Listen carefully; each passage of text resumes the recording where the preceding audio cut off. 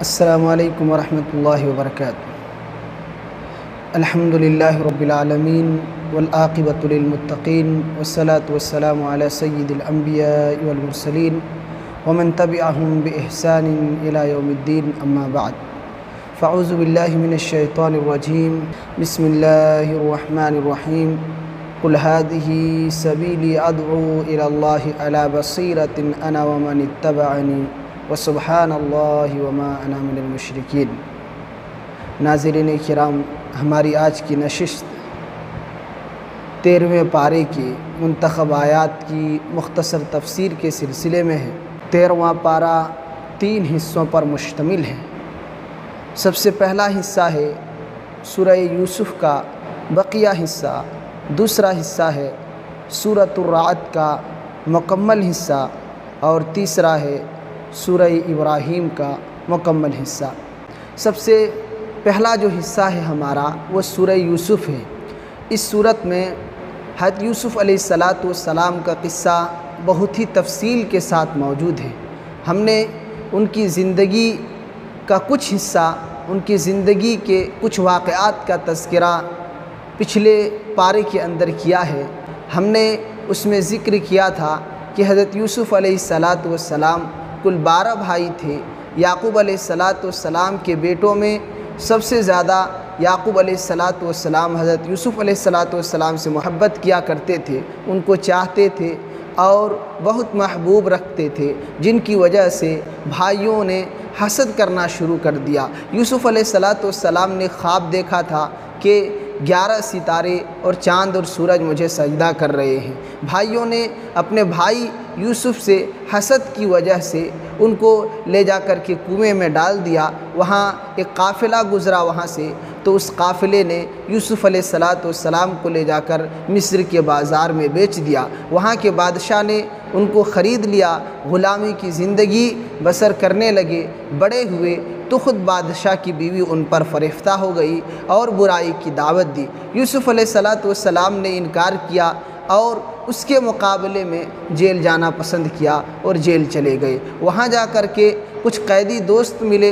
جنہوں نے اپنے خواب کا تذکرہ کیا۔ اس خواب کی تعبیر یوسف علیہ السلام نے بیان کی، کیونکہ اللہ تعالیٰ نے حضرت یوسف علیہ السلام کو خواب کی تعبیر کا ملکہ عطا کیا تھا۔ جب خواب کی تعبیر بیان کی، ایک شخص جو رہا ہو کر کے بادشاہ کے پاس گیا تھا، وہ یوسف علیہ السلام کو دوبارہ اس وقت یاد کرتے ہیں جب ملک کا بادشاہ یہ خواب دیکھتا ہے کہ 7 موٹی گائیں ہیں جن کو 7 دبلی گائیں کھائی جا رہی ہیں۔ اس کی تعبیر کے لیے کافی پریشان ہوئے۔ ان کو یاد آیا کہ یوسف علیہ السلام نے مجھ سے کہا تھا کہ بادشاہ کے سامنے میرا تذکرہ کرنا۔ پھر خواب کی تعبیر یوسف علیہ السلام سے پوچھی جاتی ہے، وہ خواب کی تعبیر بیان کرتے ہیں اور بادشاہ کہتا ہے کہ اس کو میرے پاس لے کر کے آؤ، میں اس کو اپنے خاص کاموں کے لیے مقرر کر لوں گا۔ لیکن یوسف علیہ السلام باہر جانے سے پہلے اپنی برات کے سلسلے میں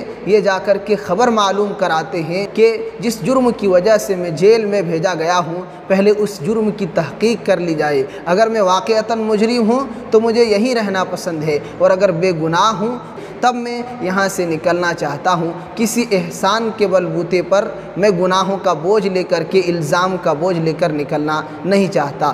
جب تحقیق کی جاتی ہے تو پتہ چلتا ہے کہ یوسف علیہ السلام بے قصور تھے۔ وہ جیل سے چھوٹ کر کے واپس آتے ہیں، بادشاہ سے باتیں کرتے ہیں۔ بادشاہ کہتا ہے کہ میں تم کو بہت ہی امانت دار پاتا ہوں، اور پھر یوسف علیہ السلام ان سے کہتے ہیں کہ آپ مجھے ملک کے خزانے کا مالک بنا دیجئے، اور ان کو ملک کے خزانے کا مالک بنا دیا جاتا ہے۔ آپ غور کریں کہ جس ملک کے اندر، جس مصر کے اندر ایک زمانہ تھا کہ آپ غلام بن کر گئے تھے، آپ کو بیچا گیا تھا، آج آج وہی مصر ہے اور اسی مصر کا تخت و تاج آپ کے سر کے اوپر ہے، آپ اسی مصر کے بادشاہ بن گئے ہیں۔ اللہ نے کہا اسی مصر کے اندر ہم نے آپ کی قوت کو جما دی۔ تو یوسف علیہ السلام مصر کے بادشاہ بن چکے ہیں، اور 7 سال کا یہ جو زمانہ تھا جس میں خوب کھیتیاں ہونے کی جو بشارت ملی تھی وہ زمانے ختم ہو چکے۔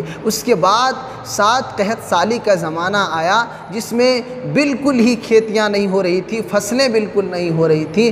لوگ دور دور سے یوسف علیہ السلام کے پاس غلے لینے کے لیے آنے لگے، کیونکہ حضرت یوسف علیہ السلام نے غلے کو محفوظ کر کے رکھا تھا۔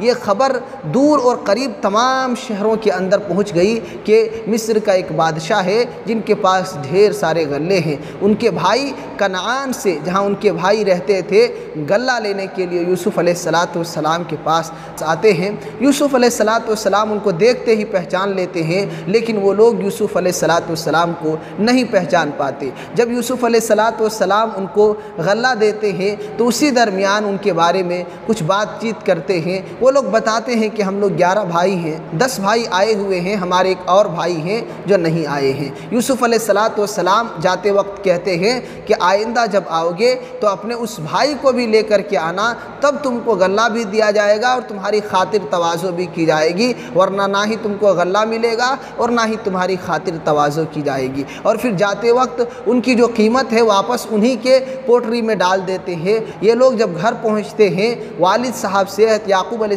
السلام سے تذکرہ کرتے ہیں کہ بادشاہ نے ایسا ایسا کہا ہے اور ہمیں ان کو بھی لے جانے کے لیے کہا ہے، تب جا کر کے ہم کو غلہ ملے گا۔ وہ تیار نہیں ہوتے ہیں کہ بنیامین کو بھی لے کر کے جائے، لیکن یہ لوگ اپنے والد کو مناتے مناتے تیار کر لیتے ہیں اور وہ کہتے ہیں کہ آؤ گے تو سب ساتھ آنا، ورنہ ان کو چھوڑ کر کے کبھی مت آنا۔ یہ لوگ واپس جاتے ہیں۔ یوسف علیہ السلام کے پاس جب مصر پہنچتے ہیں تو اپنے بھائی بنیامین کو اپنے پاس بٹھا کر یوسف علیہ السلام کہتے ہیں کہ میں تمہارا بھائی یوسف ہوں اور تم گھبرانا نہیں، تمہیں گھبرانے کی کوئی ضرورت نہیں ہے۔ پھر سارے لوگوں کو سامان دیا جاتا ہے۔ جب واپس ہونے کی باری آتی ہے تو بنیامین کے تھیلے میں ایک پیالہ رکھ دیا جاتا ہے۔ ادھر ایک آواز لگانے والا آواز لگاتا ہے کہ سنو، تم لوگ چور ہو، تم لوگوں نے چوری کی ہے۔ کہا کیا سامان آپ کی چوری ہوئی ہے؟ کہا کہ شاہی پیمانہ گم ہو گیا ہے، اس لیے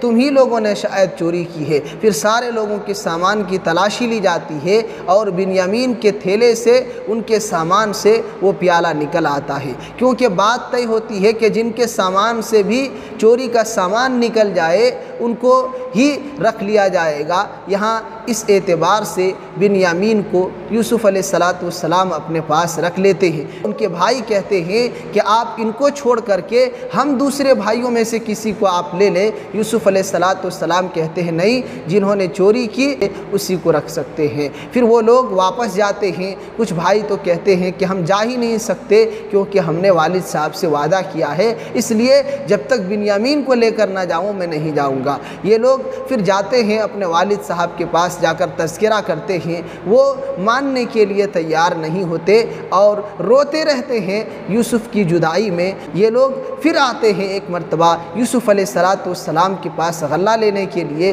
اور کہتے ہیں کہ بادشاہ، ہمارے خاندان کو بہت ہی دکھ پہنچا ہے، اس لیے ہمارے پاس بالکل تھوڑی پونجی ہے، آپ سے گزارش ہے کہ آپ ہمیں سامان پورا دیں، غلہ ہم کو پورا دیں۔ حضرت یوسف علیہ السلام اس وقت فرماتے ہیں حل علمتم ما فعلتم بیوسف واخیہ اذ انتم جاہلون، کہ کیا تم لوگوں کو معلوم ہے کہ نادانی میں تم لوگوں نے یوسف اور اس کے بھائی کے ساتھ کیا کیا ہے؟ وہ لوگ کہتے ہیں کیا آپ یوسف ہیں؟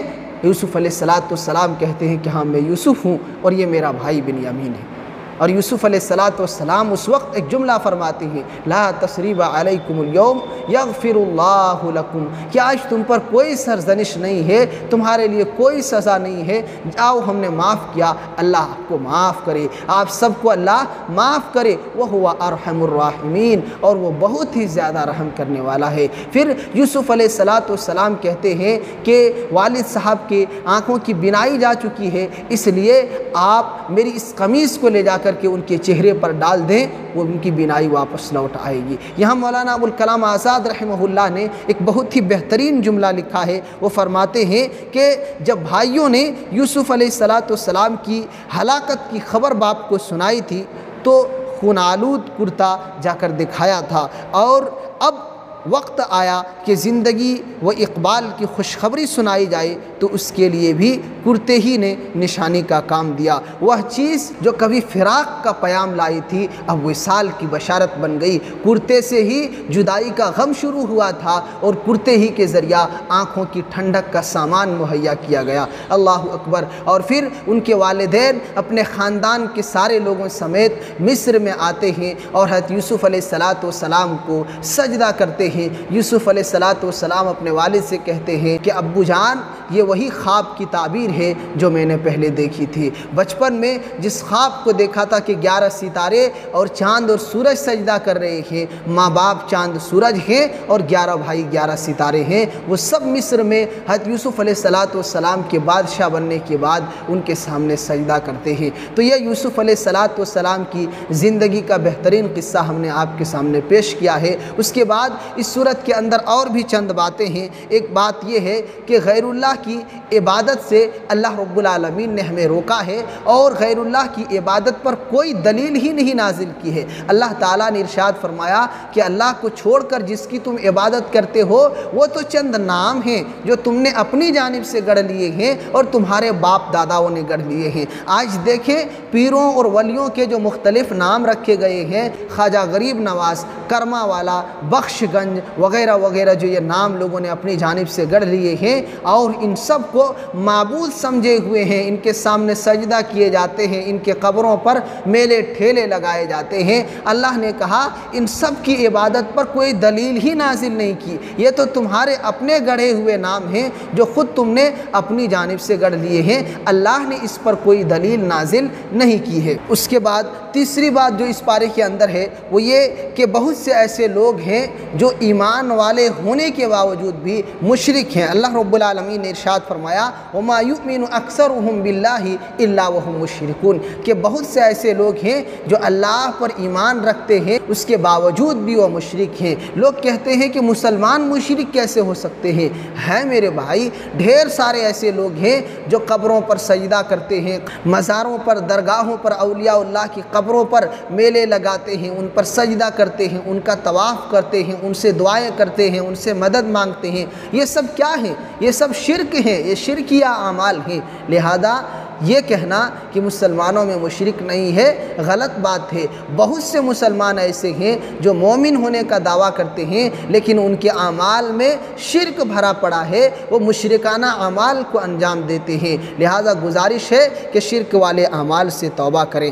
چوتھی بات وہ یہ ہے کہ دعوت دین دلیل کے ساتھ ہونی چاہیے۔ اللہ رب العالمین نے کہا قُلْ هَٰذِهِ سَبِيلِي أَدْعُو إِلَى اللَّهِ عَلَىٰ بَصِيرَةٍ أَنَا وَمَنِ اتَّبَعَنِي، کہ میرے حبیب آپ کہہ دیجئے کہ یہ میرا راستہ ہے، میں اور میرے متبعین دلیل کے ساتھ، دلیل کی بنیاد پر لوگوں کو اللہ کی طرف بلاتا ہوں۔ شرعی دلائل کے ساتھ، علم کی بنیاد پر اٹکل پچو باتیں نہیں ہوتی ہیں بلکہ ٹھوس دلائل کے ساتھ اللہ رب العالمین کے دین کی طرف دعوت دیتا ہوں۔ لہذا داعی کا یہ طریقہ ہونا چاہیے کہ وہ دلیل کے ساتھ اللہ کے دین کی طرف بلائے۔ اس کے بعد سورۃ الرعد ہے۔ اس سورت کے اندر توحید کا بیان ہے کہ اللہ رب العالمین کی ذات وہ ہے جس نے بلند و بالا آسمان کو بغیر ستون اور کھمبے کے پیدا کیا ہے اور اس میں چاند، ستاروں اور سورج کو سجایا ہے جو چمکدار اور روشن ہے، اور اللہ رب العالمین نے زمین کو پیدا کیا جس زمین میں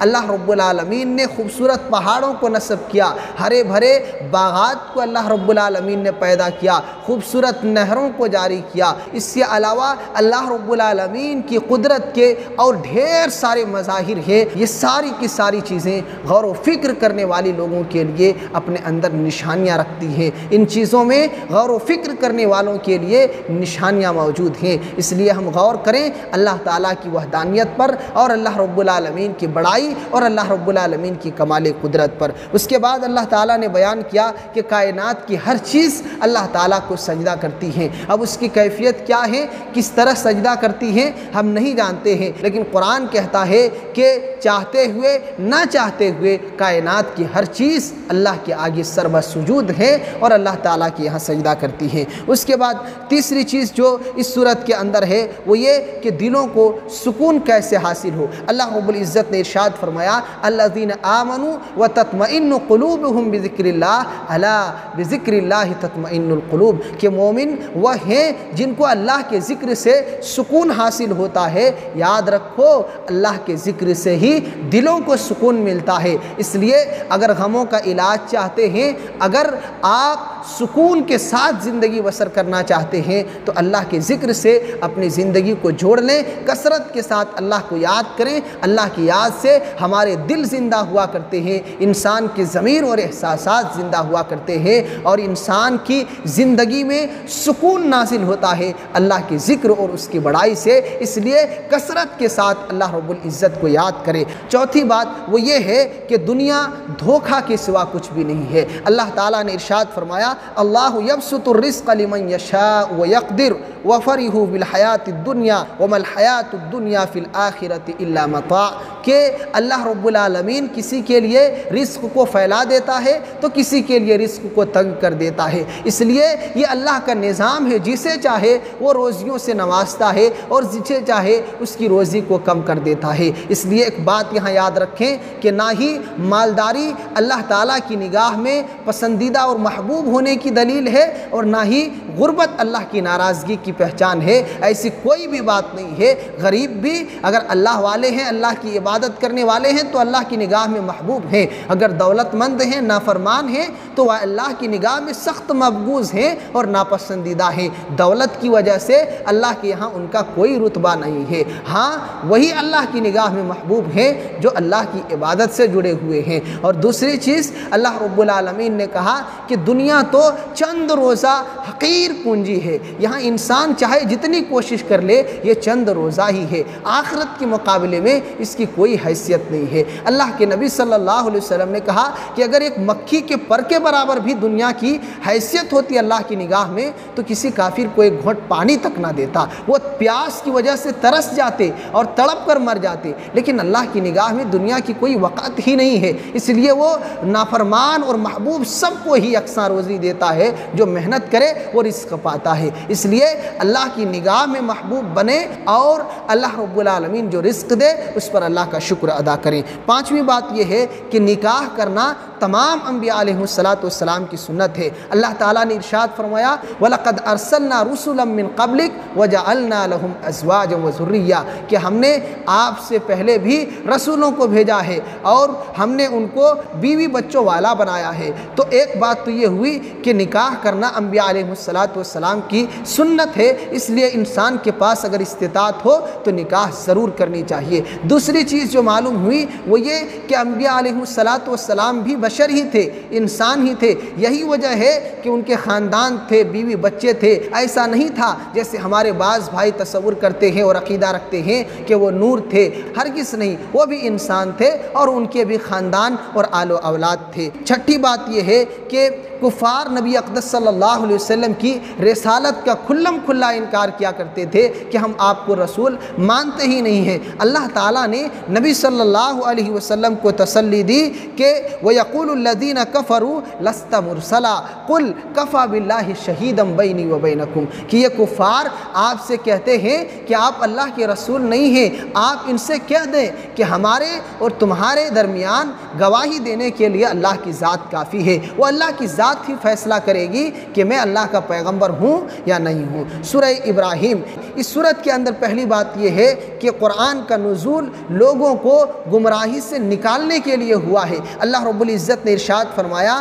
کہ یہ ایسی کتاب ہے جو ہم نے آپ کی جانب نازل کی ہے لِتُخْرِجَ النَّاسَ مِنَ الظُّلُمَاتِ إِلَى النُّورِ بِإِذْنِ رَبِّهِمْ، تاکہ آپ لوگوں کو اس کتاب کے ذریعہ گمراہی سے نکال کر ہدایت کی طرف لے کر کے جائیں، اللہ تعالیٰ کے حکم سے، اپنے رب کے حکم سے۔ تو یہ قرآن لوگوں کو گمراہی سے، ضلالت سے نکالنے کے لیے نازل کیا گیا ہے، لہذا ہم قرآن کو پڑھیں، اس پر عمل کریں، اور اپنے اندر جو خرابی ہے، کمی ہے، اور گمراہی کی طرف لے جانے والے جو اعمال ہیں، ان اعمال سے توبہ کریں، ان اعمال سے باز آئیں اور اچھے اعمال کو اختیار کریں۔ اس کے بعد دوسری بات وہ یہ ہے کہ اللہ کی دی ہوئی نعمتوں پر اس کا شکر ادا کرنا چاہیے، کیونکہ اللہ تعالیٰ کی دی ہوئی نعمتوں پر شکر ادا کرنے سے ہماری نعمتیں مزید بڑھ جایا کرتی ہیں۔ اللہ تعالیٰ نے ارشاد فرمایا وَإِذْ تَعَذَّنَ رَبُّكُمْ لَإِن شَكَرْتُمْ لَأَزِيدَنَّكُمْ وَلَئِن كَفَرْتُمْ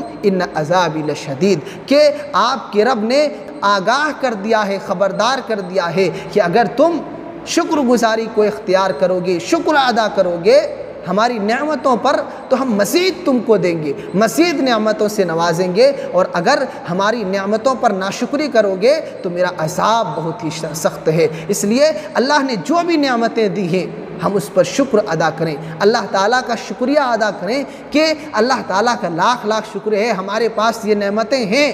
کتنے دنیا میں ایسے لوگ ہیں جن کو ڈھیر ساری نعمتوں سے اللہ تعالیٰ نے محروم رکھا ہے، لہذا ہم اور آپ اللہ تعالیٰ کا شکریہ ادا کریں۔ اس کے بعد تیسری چیز جو اس پارے کے اندر ہے وہ یہ کہ اللہ تعالیٰ مومنوں کو قبر کے اندر ثابت قدم رکھے گا۔ اللہ تعالیٰ نے کہا یثبت اللہ الذین آمنوا بالقول الثابت فی الحیات الدنیا وفی الآخرہ، کہ اللہ رب العالمین پکی بات کے ساتھ مومنوں کو مضبوط رکھتا ہے، دنیا کے اندر بھی اور آخرت میں بھی۔ اللہ کے نبی صلی اللہ علیہ وسلم نے ارشاد فرمایا کہ مومن بندہ جب قبر میں داخل کیا جاتا ہے تو ان سے سوال ہوتے ہیں، اور جب جواب میں وہ کہتا ہے کہ ہمارا رب اللہ ہے اور ہمارے نبی محمد صلی اللہ علیہ وسلم ہے، تو اس آیت کا وہی مفہوم ہے، وہی مطلب ہے۔ اس کے بعد چوتھی چیز جو اس صورت کے اندر ہے وہ یہ کہ ابراہیم علیہ السلام نے کئی دعائیں کی ہیں، جن میں سے چند دعاؤں کا تذکرہ اللہ تعالیٰ نے اس صورت کے اندر کیا ہے۔ ایک دعا تو یہ ہے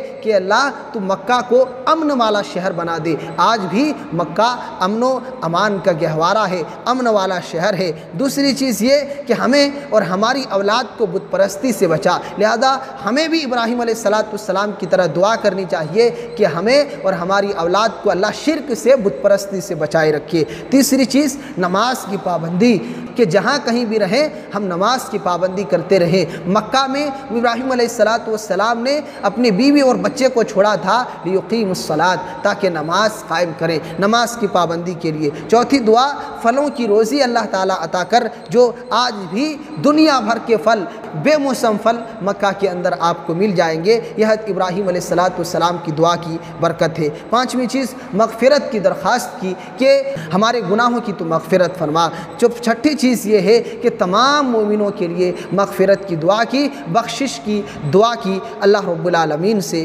یہ حضرت ابراہیم علیہ السلام کی دعاؤں کا تذکرہ ہے۔ اس کے بعد قیامت کے دن اس زمین اور آسمان ہی کو بدل دیا جائے گا۔ اللہ تعالیٰ نے کہا یوم تبدل الارض غیر الارض والسماوات وبرزوا للہ الواحد القہار، کہ جس دن یہ آسمان اور یہ زمین دونوں بدل دیے جائیں گے اور سارے کے سارے لوگ ایک اللہ کے سامنے قیامت کے دن جمع کیے جائیں گے۔ امام شوکانی رحمہ اللہ فرماتے ہیں کہ اس آیت میں دونوں احتمال ہو سکتے ہیں۔ ایک تو یہ کہ زمین کے بدلنے کی جو بات کہی ہے وہ صفت کے اعتبار سے بدل دی جائے گی، وہ صفات نظر نہیں آئیں گی۔ دوسری یہ کہ یہ زمین ہی سرے سے بدل دی جائے گی اور دوسری زمین اور دوسرا آسمان اللہ رب العالمین لائے گا، اور دونوں مراد ہو سکتے ہیں کہ نہ ہی یہ زمین ہوگی نہ ہی یہ آسمان، بلکہ کوئی اور زمین اور کوئی اور آسمان اللہ رب العالمین قیامت کے دن پیدا کرے گا۔ اور اللہ کے نبی صلی اللہ علیہ وسلم کی ایک حدیث ہے کہ قیامت والے دن